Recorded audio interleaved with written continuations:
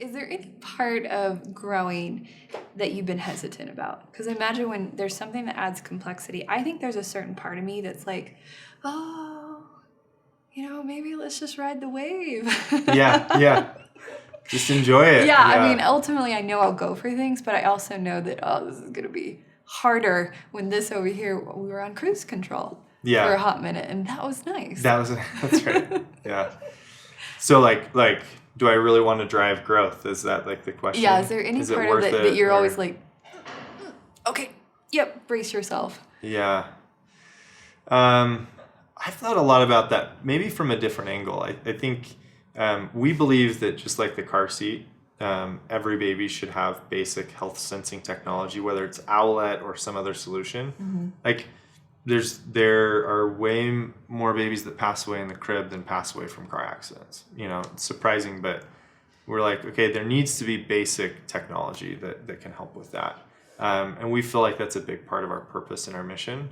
And and we have some products that I think are addressing some even bigger issues. But turning your focus away from that or trying to involve more feels like you're betraying that just a little bit. And that's like a moral dilemma for me, and yet as somebody who's running a business, you can leverage, we've raised, a lot of money from investors to be able to get to where we're at today. And that's fueled the vision. And a big part of that is, where does it go from there? How does Owlet continue to help parents? And so you kind of have to manage these different goals and make sure that you stay really aligned with your mission, but you're also expanding the vision. And there's like a moral dilemma there for me. The other part of it is, I did ask that question the other day. I'm like, do we want to do more?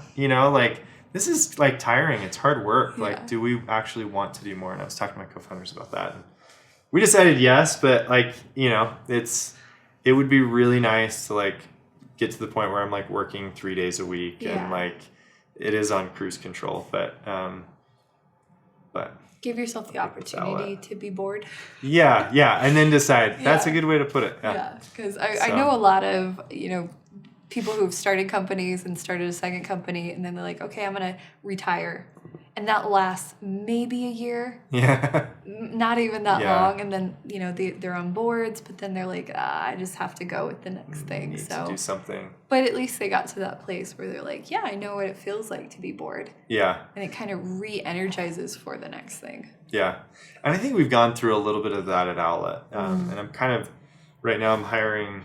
we just hired kind of our senior leadership team, some of the best people in the area that I think are going to kind of run things a little bit for me, and so I'll be able to kind of breathe and then focus on what's next and how do we go deeper with our vision and how do we do some of those things. And it's kind of ebbed and flowed a little bit that way, as you bring on that next level of leadership, you get to breathe a little bit and then the business grows and it's like, oh no, So I think it is important to breathe, so.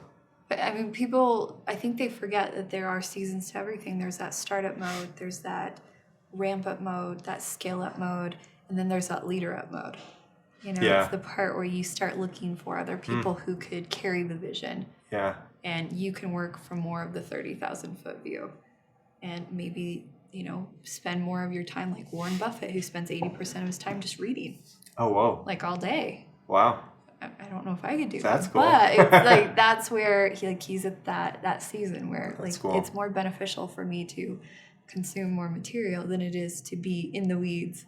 That's interesting because you'd kind of assume he would have consumed the material, so now he needs to be the one out there. But that's cool. Yeah. I hear a lot of people, a lot of leaders who they very purposefully spend more time with their head, in a state of reading and absorbing versus making decisions. They feel that the decisions have been passed on.